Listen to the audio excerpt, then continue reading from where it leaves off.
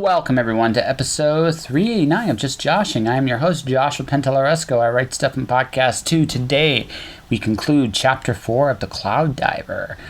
And once that's done, we have a very special guest today in Fonda Lee. Fonda Lee is reading. I'll let her tell you what she's reading. It's kind of a fun little bonus, I think, for anybody that's a fan of J.H. City.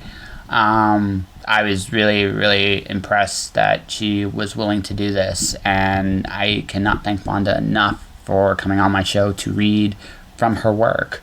Fonda, I'll say more nice things about you when we get to it, but let's talk about this week. I am going to be officially doing When Words Collide next August. I got 3 panels for people and presentations for people to come and see. The first one is podcasting. I do this panel every year. This one's a little different because it's going to be obviously via Zoom. The event will be posted shortly, and it'll be a lot of fun. And it's going to take everything I've learned from the last few years and put it all together into one big package. Number one. Number two, I'm going to be doing advertising in the apocalypse. This one's, I think, my favorite one. It's the one I'm actually putting the most work in. I find a lot of authors are neglectful when it comes to this part of their game, and it's the advertising. And I think that's a big reason why a lot of authors are part-timers. And I'm going to go into details of why, especially now, you should advertise, what you can do, and what actually constitutes advertisement, because that can be a whole variety of things. And I'm going to go through a few of those things. And finally, so I quit my job and became a freelancer, which is going to talk about everything I've been going through the last few months, what I've learned, and how I've slowly been evolving and getting contacts, my advantages, my disadvantages, what I've learned. If you want to learn how to fail fast, this is going to be your panel, I promise. But all right, first things first, let's conclude chapter 4 of The Cloud Diver, and then from there, we'll keep going. All right. Think you have what it takes to survive? Then get your ass to Mars. Get Your Ass to Mars is the latest simulation sensation courtesy of Indie Imprint. You are pitted against the hostile nature of Mars. Can you survive and pave the way for future colonists? Or will you succumb to the many pitfalls and obstacles in your way? Get Your Ass to Mars, the Dragon Edition, is available now on PC and Steam. Go to indieimprint.com for more details. The Cloud Diver, Level 1-4, Chapter 5. Feed Void Life. The_truth at The Truth Is Out There. Unverified account at Corporate Worship. I'm sorry if I offend your corporate sensibilities. I do not like companies. No one knows what they are doing and how far they are reaching. Hashtag what is real. How do you know it's inside him, I asked. Oh, please, Gunblade scoffed. You think I haven't thought to count down from 5 to get that information out of you? I gulped. I'd squeal to the high heavens if it prevented me from finding out what happened at 5. So why rescue me? Atlas answered first. The truth is we want to see what you knew about the cloud. Few knew of its existence, and we want to see if you were connected to void life in some way. Cloud? The place you followed me into, said Gunblade. Cloud. That was a much nicer name than everything past the library. Now that I think of it, the twisty, misty appearance it did project seem kind of look like one in the distance. Although why it was like a twisted image of the Void Life Tower was a mystery to me. When I confirmed that you followed me as you said you did, we discussed how to retrieve the file. The Ouroboros cartel forced our hand, Atlas interjected. So the question is, where did you hide the daemon? Wait a minute, I interjected. How do you know what was going on? Gunblade actually had a grin on face and just a touch of a blush. I made sure the file you had was traceable. Once I got you out of there... How did you escape? I remember the killing blow and the crunch of the club on bone. She couldn't have moved that fast. I would rather not talk about it. Gone later on to the topic at hand. Where is the daemon? It was my turn to blush. I don't know. What do you mean you don't know? I told him about my conversation with Adam and Chester, how, in desperation, I had sent Stevie Y to safety. Well, that changes some things, Atlas frowns. We'll have to hurry, Gunblade said. She nodded. Hurry for what? Hurry didn't sound like anything fun. It meant more danger and adventure and pain. I just gotten away and wait, was I serious about this? I mean, it's not like I had anything to go back to. There were some weird zombie Borgs and wizards coming after me. Void Life and I would probably never be on speaking terms again. This seemed like a terrible idea the more I thought about it. I want to go, I said. Do you? Gunblade asked. I need to. Stevie Y is my friend. Your friend? A machine? Atlas Capod? Yeah, he's a machine, I said, my voice moving an octave deeper. There a problem? He's a light bulb, Atlas chuckled. You can make another one. Like hell I can. I looked at Atlas in the eye and didn't blink. I wasn't shaking. I was angry. Atlas blinked. Inside me, a roaring volcano wanted to burst. My face probably had a pinkish tinge to it already. I didn't give a damn in this moment who I pissed off or that Atlas had helped save me. The only thing that mattered to me was my friend in the cloud. It may be true that Stevie Y started out as lines of code I'd scrapped together in college. Something had happened in Stevie Y's life, though. I may have created him, but Stevie Y was his own man. He experienced his thoughts. He dreamed and laughed and cried. How could I look at a little Glomar sign as anything but a person just like me? Lines of code or letters in deoxyribonucleic acid. It's all language in the end. Just because Stevie Y came from my imagination didn't make him any less real. I had made him, and I'll be damned if I'll let anyone tell me different. I knew I was outmatched. This small man in my line of sight broke into a corporate building to haul me out of there. He could probably kick mine behind 6 ways from Sunday. But in this moment, I didn't care. Gunblade cop, are we done? Yeah, Atlas said, back where we are. Good fire, kid. Johnny, I said. Johnny. Atlas smiled and turned to Gunblade. I think we got a new recruit. Him? We're doomed. Hey, I answered. I heard that. You were supposed to. Gunblade managed a halfway warm chuckle. We got a couple hours left. See your doctor, friend. Cloud Diver, Level 1-4, Chapter 6. Feed Void Life. D_truth at the truth is out there. Unverified account. The only good thing about this dragon flu is that it reminds you that family matters. I know that's more than most. What's your truth?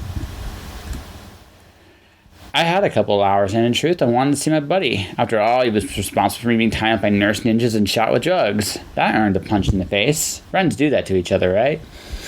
The receptionist was super cooperative in finding his office. I marched to his door and just by a fraction resisted the urge to kick it in. I said the polite thing and knocked. Come in, Scott ushered me in. The voice was so happy my desire to throttle him increased by a factor of 9,000. I roared into the door to find Scott reading a report that looked similar to the file I had on the cloud. He saw my look and backed. Okay, I don't blame you for this, Scott waved his hand and surrendered, but it was for your own good, and you helped a lot of people. I blinked as the last sentence as it was processed. Okay, how? I wanted to confirm that your company had given you the latest and best medication they could buy, which they did, and it confirmed the theory. Spell it out. Now I wanted to hit him again. Well, from what I could tell, anyone that worked for a big company had more immunity than most. Nutrition is part of it, but no one I knew that worked at Chimera, Void Life, or Lodgers registered even a sniffle. Now, that is unexpected. A cold or something that indicates the body is under attack, and proximity to an outbreak like this is expected. That you and everyone that works for the company were protected from this outbreak. Can you build a cure? I can work on something thanks to your blood, Scott said, but the file you found would be a great help to this.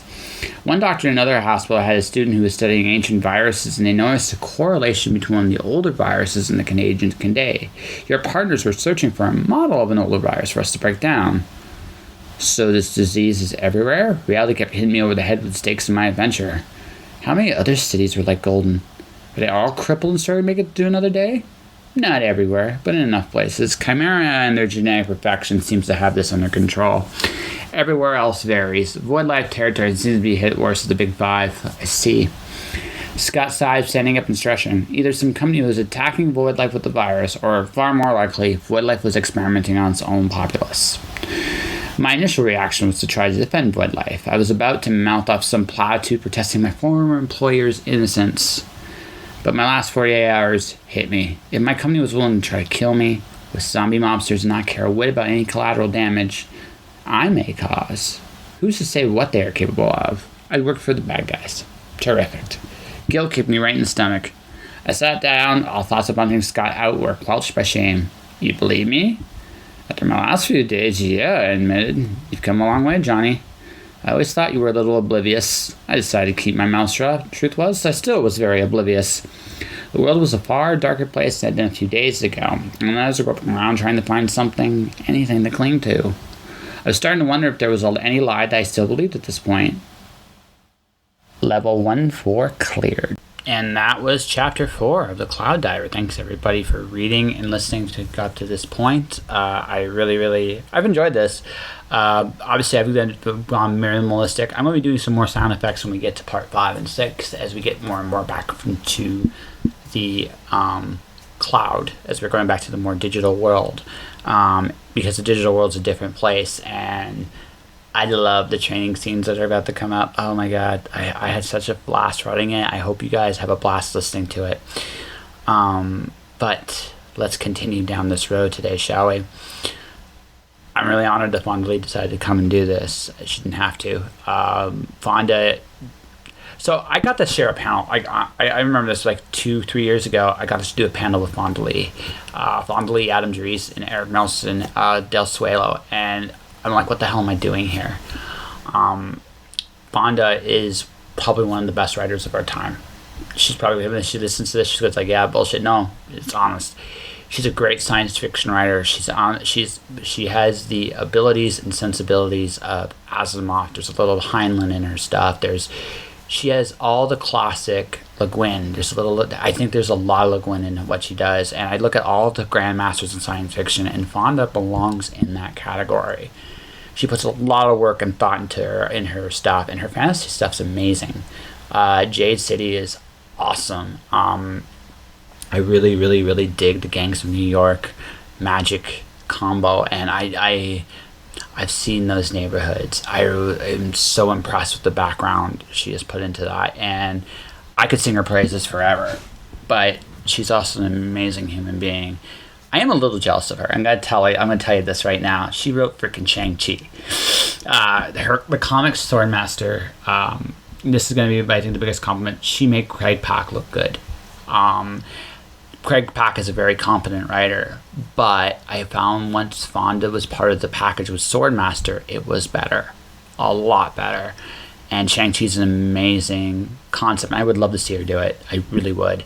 But that all said, let's get to Fonda, shall we? This episode of Just Joshing is sponsored by Indie Imprint.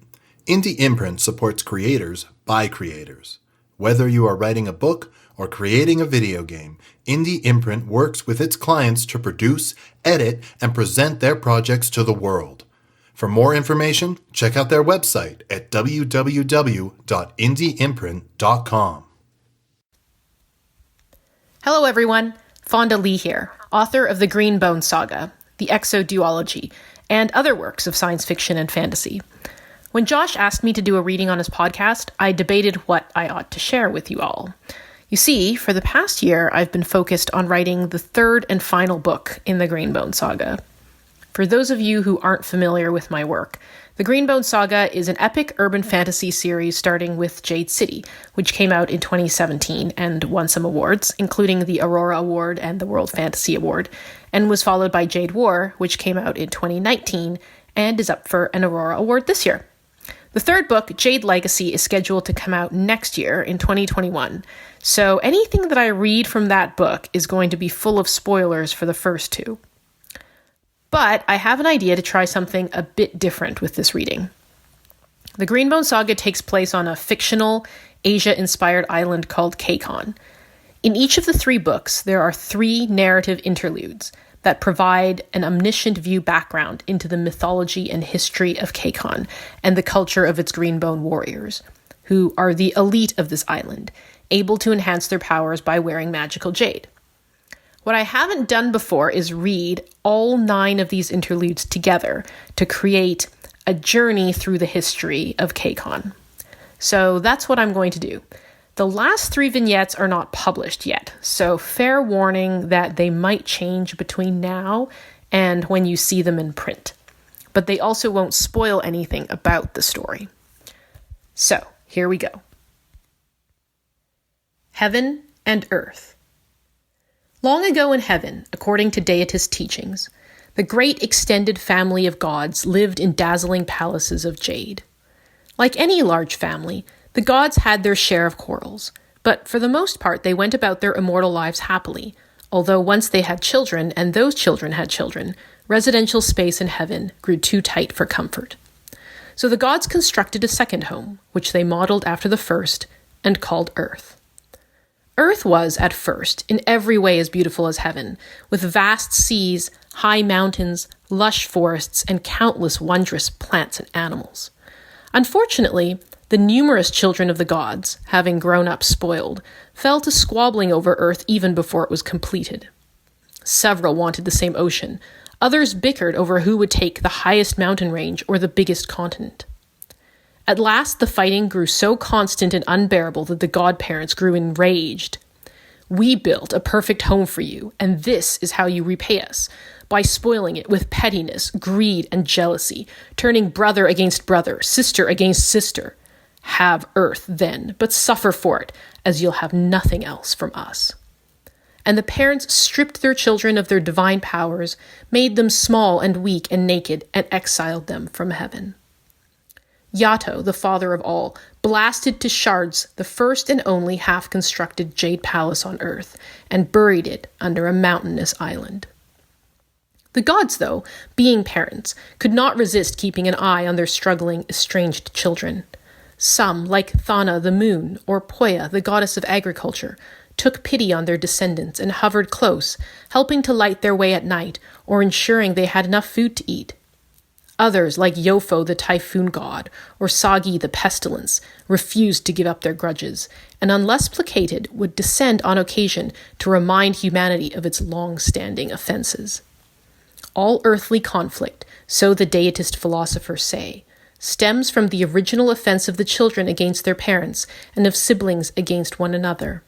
All human progress and virtuous striving is likewise an attempt to achieve familial forgiveness and a return to the spiritually and physically divine state, which lies latent but distantly remembered. The One Who Returned.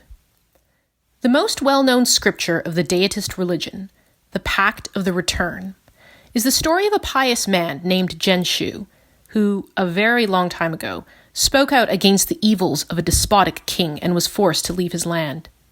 He packed his large family, including his younger brothers and sisters and their families, onto a great ship and went in search of the fabled ruins of the original Jade Palace on Earth.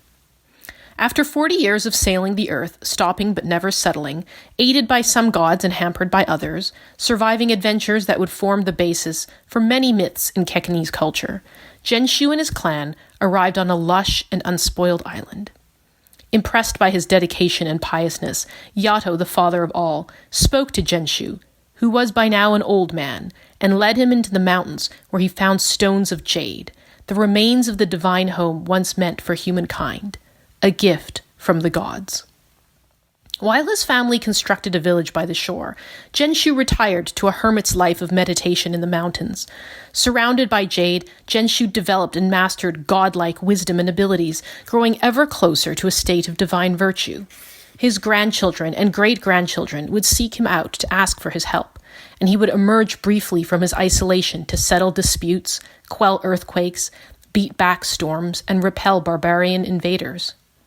When he was 300 years old, the gods agreed that Jenshu alone, of all their human descendants, deserved to be brought home to heaven. Devout Kekanese deitists consider themselves the descendants of Jenshu and closest in favor to the gods.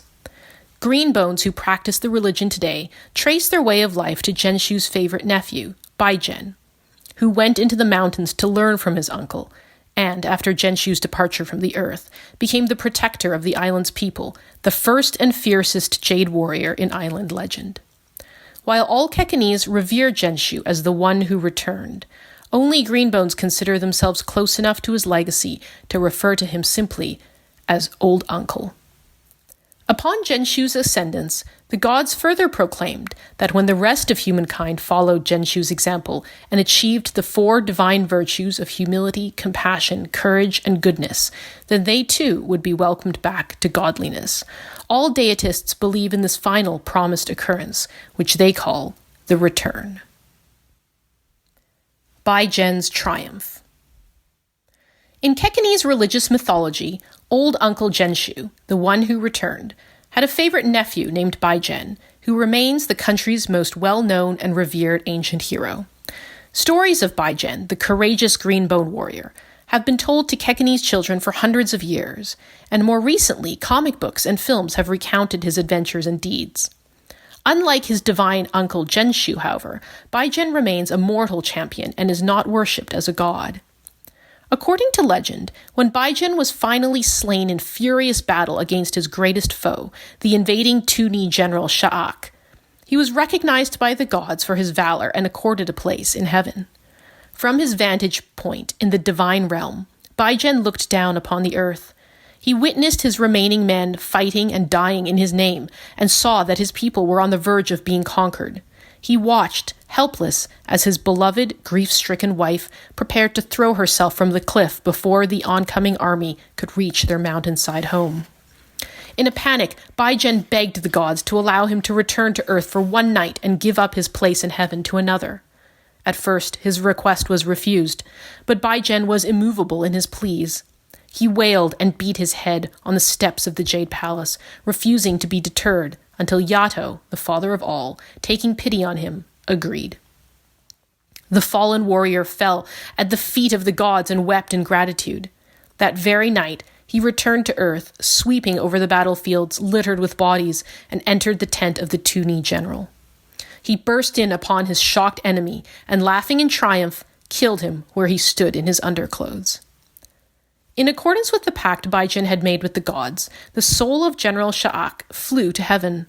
Baijen, the savior of his people, was left to roam the earth as an exiled spirit for all eternity. Greenbones have an old saying, "Pray to Genshu, but be like Baijen." Lost and Found. A well-known figure in the ancient history of the Tun Empire is a man named Ganlu, who was a warrior, healer, religious philosopher, and advisor to Emperor Shajan III. Ganlu is described in Tuni historical texts as a bearded foreigner who came from the island in the west.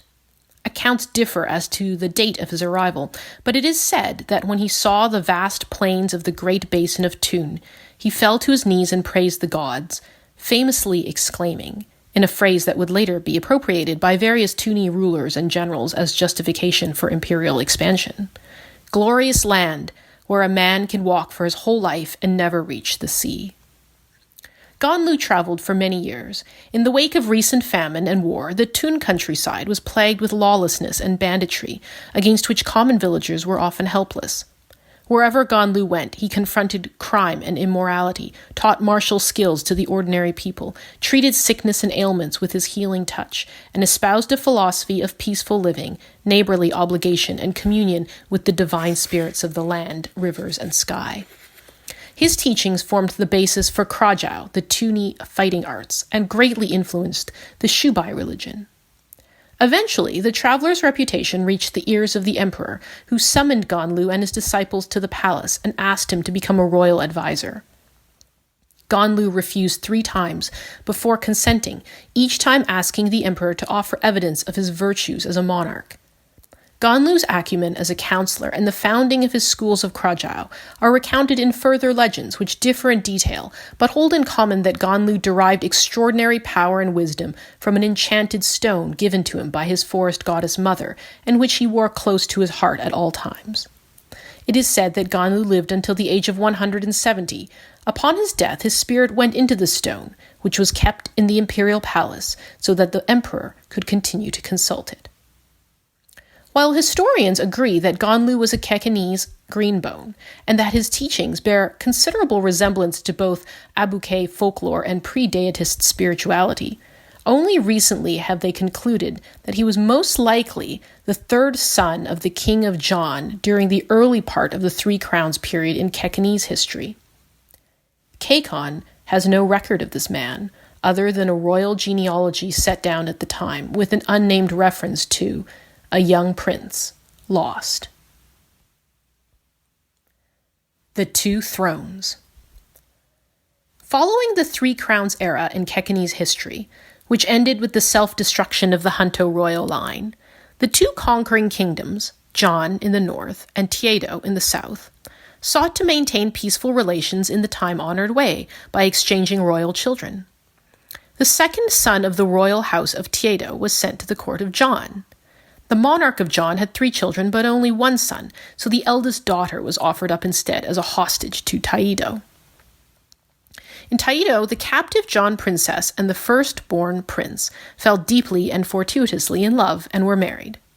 Once the prince succeeded his father, however, his wife pressured him to attack her homeland of Jan in a bid to rule all of Kekan. Historians debate how much she was driven by political ambition, blind confidence in her husband, or ill feelings toward the family that had traded her away. The new king was initially hesitant, but after his younger brother, in John, perished in a suspicious training accident, he acted on his wife's encouragement and declared war. Their rival, the Prince of John, was intelligent but sickly. Though it was rare for women to be trained as greenbones at that time, his younger sister was allowed to learn the jade disciplines. She married a warrior who would become a famous general in the John army, and she subsequently became a key figure in the military campaign against her sister and brother-in-law from Taido. The final victory of John, 200 years later, unified the island under one monarchy, with its capital city located on the northern coast, where it remains to this day. Although the strife between the northern and southern kingdoms extended long past the lives of its instigators, this segment of Kekkone's history is still known as the Warring Sisters period. The Kekkonese hold an overall negative view of this era, as the prolonged conflict weakened the country and reduced the population of its jade warriors, allowing successive foreign invaders to gain a foothold on the island. Nevertheless, judging by the disproportionate number of Kekkonese novels and movies set during this time, the love story between the traitorous John princess and the Taido prince is considered one of history's great romances, and the resulting war between the two sisters recounted as one of its tragic dramas. Keikon's most famous classical play about this period, The Two Thrones, begins with an oft-quoted line that harkens to deitist philosophy regarding the origin of earthly conflict. Out of small resentments spring great wars. The Cursed Beauty. 800 years ago, a renowned Eleusinian explorer named Gaubret sailed across the sea in search of a fabled island with mountains of jewels guarded by giants. Upon successfully landing on the southern peninsula of Keikon, Gaubret was pleased and relieved to encounter no giants, but instead an Abuke village. After a tense but peaceful exchange with the village elders, the natives brought the half-starved travelers food and water, and Gaubret and his crew set up camp by the shore. As grateful as they were, the sailors could not help but greedily notice the green gemstones hanging over the tribe's simple dwellings and decorating the bodies of the men and women. Even before the rise of the Kekkonese warrior caste of greenbones, jade was of significant cultural importance to the Aboriginals, who viewed it as the divine remains of the first mother goddess Numuna, and, being genetically immune to its effects, wore it for status and ceremony. Gaubret proceeded to barter a considerable amount of his ship's wares in exchange for the villagers' jade, which they seemed more than willing to trade in exchange for foreign tools and curiosities. Gaubret stored the acquired jade in a wooden chest in his tent, which he opened several times a day in order to admire his fortune. Once much-needed ship repairs had been completed, Gaubret and his crew made ready to set sail. At that point, it occurred to the explorer that there was a great deal more jade to be had, and that he had come an awfully long way across the ocean to be leaving with so little compared to how much these simple savages flaunted so carelessly. That night, Gaubret gathered his men and led them into the Abuke village, where they massacred the inhabitants and gathered every last bit of jade they could lay their hands on. In good spirits, they departed Keikon. Despite ample stores and good weather, over the following 2 months the ship descended into an inexplicable madness. Shortly after Gaubret hung 2 officers for treason, the crew mutinied. Gaubret and several others were killed, and their bodies tossed overboard. The storeroom lock was smashed, and the jade equally divided among the crew. 2 subsequent mutinies resulted in several more deaths. 6 sailors threw themselves into the sea. Others fell into a delirious fever and cut themselves with knives. One man was said to have pulled out his own eye and eaten it. A small group of beleaguered survivors, at last convinced that the treasure they carried was cursed, threw every piece of jade on the ship into the ocean and managed to limp their vessel into a port in southeastern Spenius. Their tragic tale quickly spread, cementing the Cursed Beauty as a faraway place of near-mythical wealth and mysterious evil fortune. 750 years after Gaubret's journey, the Shotarian general Damusaro famously disagreed with the National War Cabinet's decision to occupy Keikon, arguing, That damned island is like a beautiful woman with a barbed pussy, very tempting but not to be fucked. Perhaps as belated punishment for his vulgar objections, his superiors later sent him to command the garrison house in occupied Janloon during the Many Nations War. His name was whispered by the One Mountain Society, and despite obsessive security precautions, he was ambushed and killed in broad daylight by a young Greenbone assassin named Now Suenzen. The Long Judgment. The last king of Kekon, Eon II, presided over the darkest period of his nation's history and died as an ignominious failure. Kekon had been relatively peaceful and prosperous for 300 years following the unification of the nation under the royal family of John. But by the time Eon II ascended to the throne at the age of 19, the country was facing political upheaval. Foreign entities had established a presence on Kekon: the merchant Bramsko Explorers Guild from Steppenland, the Tuna Empire, which controlled the port city of Toshan in Kekon's southern peninsula, and the Shotarian navy that ruled the East Americ Ocean, were increasingly in conflict with each other and with the local population. In the wake of several violent incidents and allegations of foreign bribes paid to the royal family, the country's numerous Greenbone clans began to take sides against one another, with some remaining loyal to the beleaguered monarchy and others supporting its overthrow. When the Empire of Shotar invaded Kekon with the full might of its modern military, it faced a defending force of Jade warriors who possessed exceptional abilities but no comparable organization or unity. Despite this, the fighting was so fierce and casualties so high that documents later revealed Shotarian military commanders were prepared to burn the city of Janloon to the ground, arguing that otherwise every last Greenbone on the island would die fighting, each taking hundreds of enemy soldiers down with him. King Eon II was advised by his counselors to flee the country and continue the war in exile. Instead, the monarch commanded the clans to retreat. He surrendered to Shotar and abdicated the throne. The Shotarian government kept the former king in comfortable captivity, making his eventual death by poison at the hands of foreign overseers appear to be from natural causes. The Kekonese so widely reviled King Eon II as a coward and a weakling that when the monarchy was symbolically, if not functionally, re-established 50 years later, Eon's grandnephew, Ion III, reigned under the title of prince to distance himself from his hated relative. More recent historical scholarship has been kinder to Eon II. His seemingly premature capitulation is estimated to have saved millions of lives and enabled the country's remaining Greenbone warriors to regroup and form the One Mountain Society, the unconquerable national resistance network that would end Shotarian rule and be the precursor to today's modern clans. During his captivity, the former monarch urged peace and citizen cooperation with the foreign governors, but was later discovered to have sold off most of the royal family's possessions and secretly funneled the money to Greenbone guerrillas via lanternmen intermediaries. A Shotarian bodyguard who wrote a memoir about Eon II described him as private, bookish, and especially soft-hearted toward animals, the antithesis of the fierce and brutish Kekonese stereotype widely depicted by Shotarian propaganda. On his deathbed, the disgraced king is said to have lamented, "I'll be remembered not for who I was, but for what I wasn't. Perhaps it's for the best. Let the gods judge me for what I did not do." One Mountain. Wylon Temple School was founded, so the admissions office claims, over 600 years ago by 3 Greenbone masters, one of them a descendant of the legendary hero Baijen himself. They built their institution in the interior mountainous region of Kekon, where students could train close to nature and the gods, far from the concerns of common people.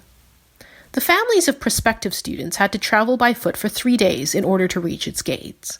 At that time, there were no large clans, such as the country has today, only many small local family clans throughout the island that kept their own jade and fighting methods and protected their own communities. The founding masters established Wylon to produce the island's most skilled and disciplined warriors, while schooling them in arts, sciences, and the traditions of the deitist faith. They accepted any student who could pass the entrance tests, regardless of what kingdom, family, or clan they hailed from. Wylon Temple School attracted trainees from greenbone families all over the island of Kekon, as well as prominent masters who came to learn from their peers and refine their skills to pass on to the next generation of practitioners. Over the following centuries, greenbone warriors developed into an increasingly prominent and influential social class, its members bound by common training methods and connections that can largely be traced back to the original Wylon Temple School. Today, there are over a dozen schools of martial study in Kekon, and while the more recently established Kal Dushuran Academy rivals Wylon in size and prestige, the historical mystique of the Wylon name remains second to none. The current campus of Wylon Temple School, located 65 kilometers west of Janloon, was established after the Many Nations War by merging 3 separate secret training locations that operated during the foreign occupation of Kekon after the original Wylon Temple School was burned to the ground by Shotarian soldiers. Nearly 100 masters and trainees who tried to defend the school were captured, stripped of jade, imprisoned, tortured, and executed. Among those that escaped the purge was a 16-year-old trainee named Ait Ugantan, who led a group of younger students away from the assault and into the forest where they hid from Shotarian soldiers while their school and home burned all night, sending plumes of black smoke high into the air. In the morning, they fled into the wilderness ahead of Shotarian search parties until they were found by a scouting party from the local resistance cell. Ait U, who would later become known as the Spear of Kekon, stood protectively in front of the crying, exhausted group of younger children and demanded to know the name and clan of the scouting party's leader. The scout said, "My name is Call Sennington. My clan doesn't matter. Right now, all green bones in these mountains are brothers." The Charge of 20. In the final year of the Many Nations War, the Empire of Shotar relied heavily on its control of the East Americ Ocean, with the island of Kekon being its most significant asset. For this reason, the Charge of 20, a famous event in Kekonese history that is rarely studied by outsiders, is considered by some experts to be a far more important turning point in the global conflict than it's given credit for. The One Mountain Society's attack on the heavily fortified Shotarian military base near present-day Lukang was nearly a complete disaster. Shotarian spies provided advance warning of the assault, so the element of surprise was lost. Instead, the advancing Greenbone warriors were met with heavy artillery and twice the number of expected defenders. Leaving a small force inside the base, the Shotarians sallied into the surrounding area with superior numbers, encircling the rebels' position.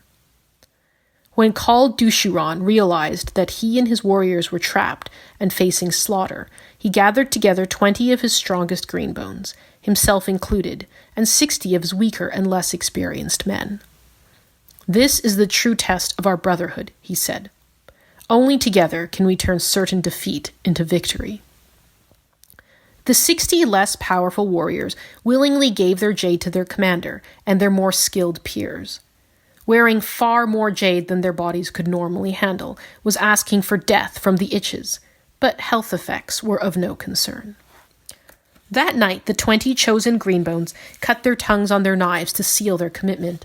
Together, they struck the lightly defended Shotarian base with so much savagery and extraordinary jade ability that surviving witnesses claimed they leapt over walls and moved too fast for their enemies to see, that bullets flew away from them, and they killed soldiers with a single touch. 20 greenbones brought down the gates and slaughtered nearly 300 men before they were finally slain. Kal Dushuran's torn body was hung from the watchtower. Several contingents of Shotarian soldiers rushed back to help defend the base. When dawn broke, the exhausted troops saw the entire force of the One Mountain Society warriors descending upon them. Believing that every greenbone would be as terrible and nearly unkillable a foe as the 20 sent in advance, the defenders panicked. Many of the soldiers were not even Shotarians, but Tuni, Uiwans, and other poorly trained conscripts brought from other parts of the empire. In the first wave of the attack, they fled or surrendered. The One Mountain Society spread news of the heroic Charge of 20 across the country through secret radio broadcasts, print, and word carried through the country's network of lanternmen. Within days, all of KCON was in open rebellion against the remaining occupation forces. 2 weeks later, the beleaguered Shotarian military officially withdrew from KCON. At Kaldu's belated state funeral, Ait Ugantan brought the hero's 2 small sons and his pregnant widow onto the stage and declared that his descendants would be forever favored by the gods. A new school would be built in his honor to train generations of future Greenbones to protect KCON and carry on his legacy. Carl Sennington did not speak at the funeral. Afterward, he was overheard saying to his friend, Yun Dorupan, "Others can praise how my son died. All I know is that he is gone, and there is no victory great enough to bring him back." Thank you for stopping by the podcast, everyone, and thanks to Josh for inviting me here. I hope you enjoyed the reading. If you did, please check out my books. Remember that the trilogy concludes with the release of Jade Legacy next year. Until then, stay safe and be well. Just Joshing is sponsored by Wall of Wishes by Susie Vidori. Wall of Wishes is the conclusion of the Aurora-nominated trilogy by Susie.